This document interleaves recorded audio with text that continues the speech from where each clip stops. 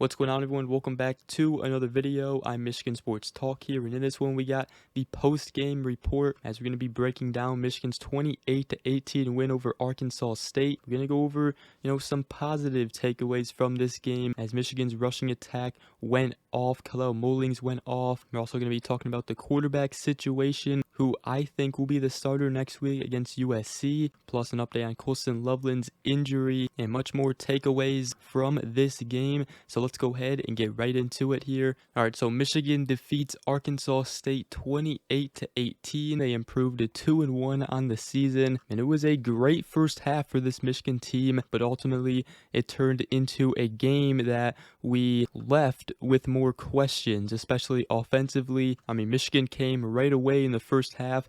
They led at halftime 21-3. It looked like they were going to be running away with this one, and then in the second half, Michigan's offense did not score in the whole third quarter, and they obviously also had to take out Davis Warren as his poor performance with the 3 interceptions led to Sharon Moore and Michigan having to replace him with Alex Orji. And we're going to talk a little bit about that later here in this video, but I first did want to talk about the positives coming away from this game. And the biggest positive and takeaway from this win over Arkansas State is Michigan's rushing attack. They had 301 rushing yards, and it was really a beautiful sight to see. Now, this was, against an Arkansas State team, and, I said it in my preview video, this Michigan offense, this offensive line should be able to get a push up front, and Michigan should be able to run the ball against that defensive line of Arkansas State, and they certainly did that. Michigan's offense had 435 total yards, and 301 of them were rushing yards. And Colston Loveland, we have talked about it before. Is he Michigan's running back one? It certainly looked like it again in this game against Arkansas State. 15 carries, 153 yards, and 2 touchdowns. He also had 3 carries of 30-plus yards. All of those are career highs.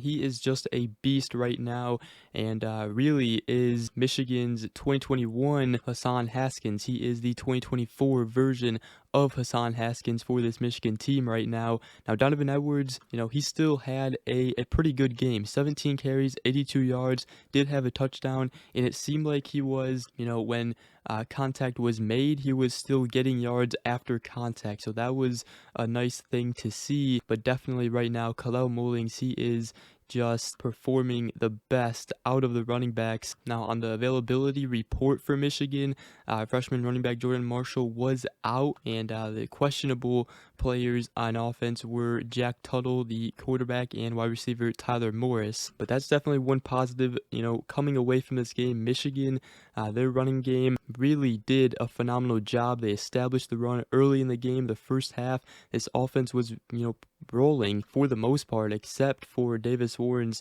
interceptions that he threw, and the offensive line just did a much better job in run blocking. So hopefully they continue to find success and continue to gel together leading into the game next week against USC, because we're definitely going to need this rushing attack. Now, defensively, real quick here before we talk about the quarterback position, Michigan's defense, I was for the most part pretty satisfied with their performance. Now, the final score of this game kind of isn't really how this game went. Michigan really beat Arkansas State 28-3. They scored 2 late touchdowns against Michigan's third stringers and backups. So in the first half was pretty lights out. Arkansas State did miss 2 field goals. The 1 field goal they did make, Michigan's offense turned the ball over. Davis Warren threw an interception, and they had great field position, and Michigan's defense did stop them to a field goal.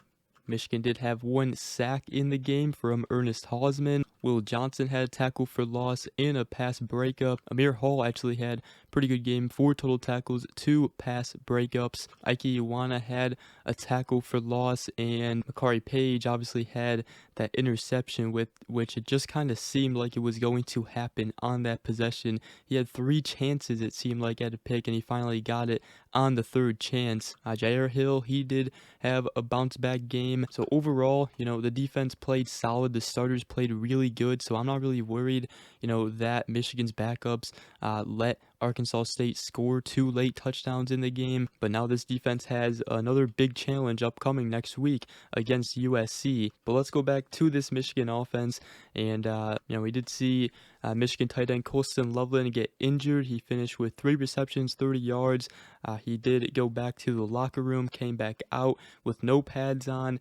However, there was no, sling on or anything like that. So I think he should be good to go next week. I think Michigan, did the smart choice of just saying, you know what, your day is going to be done. We need you for next week more than we need you in the second half, because they basically, already controlled this game. So I will say Michigan in the second half was without Colston Loveland and Tyler Morris, which is not ideal for, a offense who is still trying to figure out who their quarterback is going to be. Marlon Klein, did see some more action. He played good, 3 receptions, 43 yards. Frederick Moore had a nice game, 3 receptions, 38 yards. But other than that, nobody else really for the receivers had anything else going. Amorion Walker was in there at times, so it was nice to see him get some action. And then you have Davis Warren, 11 for 14, 122 yards and 3 interceptions. First interception he threw, there was pressure coming. He threw off his back foot. He just should not have thrown that ball, so that was definitely on him. He just got to take that sack and eat it. The second interception, his elbow was hit, so I don't really put that one on him, but the third interception was just inexcusable. You cannot make that type of throw. Throwing it, where there are 3 defenders, and Samaj Morgan, he has no chance of making that throw, catch. So I don't really know what he was thinking throwing that ball. But after that, Michigan replaced him. Alex Orji came in. He went 2 for 4, 12 yards and 1 touchdown. I didn't really get to see him throw it too much. He almost connected downfield with Frederick Moore, who was wide open. Definitely would have been awesome to see them make that connection, but Alex Orji did have a 9-yard touchdown pass to Hogan Hansen, which was another nice design by the Michigan offense down inside the red zone. And now it becomes the question, who will be Michigan's quarterback going into the USC game? And I think this goes back to what we were talking about in the offseason, and even Sherrod Moore said about the turnovers, you just can't have them. He said he put the ball in harm's way too many times, so we made the change and we'll continue practicing and go from there. Now, we said it in the offseason, the quarterback one is going to be determined on who is going to protect the ball and not put the ball in harm's way. And so far, Davis Warren, he threw 3 interceptions. I believe he has 6 interceptions on the season, so you just cannot have it. And while I think Davis Warren is the better passer between the two of Alex Orji and Davis Warren, I think we're probably going to see Alex Orji come out and be QB1 to start out against USC. And I think that could be your best option, because in order to win that game next weekend, first of all, it's probably not going to look pretty. I don't think any win offensively is going to look pretty this season. But if you don't turn the ball over, if you just, continue to run the ball, the offensive line finding success, that's how you're going to win games this season. So here's what I'll say about Alex Orji.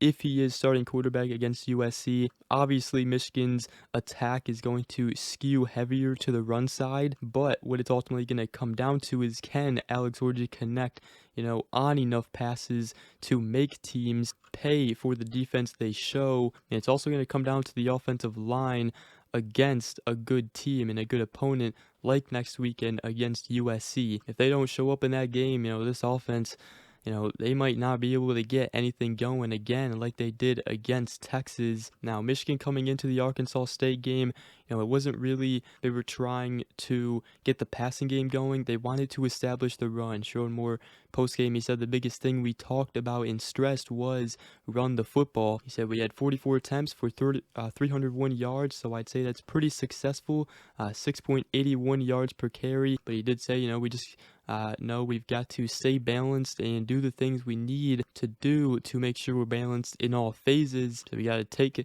care of the football, be able to run the football like we have been. And I think offensively, that is the biggest stress point to this team going into the game against USC next week. Now, Michigan does have Jack Tuttle. It appears he is, still a little banged up, probably not to full health. So they do have that option, if Davis Warren or Alex Orji can't get it going. But I do think going into next week against USC, I think we will see Alex Orji as the starting quarterback, and just see, how this offense does, because I think at the end of the day, if you win the turnover battle, if you don't put the ball in harm's way, if you can be able to run the ball, win the time of possession battle, you're going to give yourself a chance to win.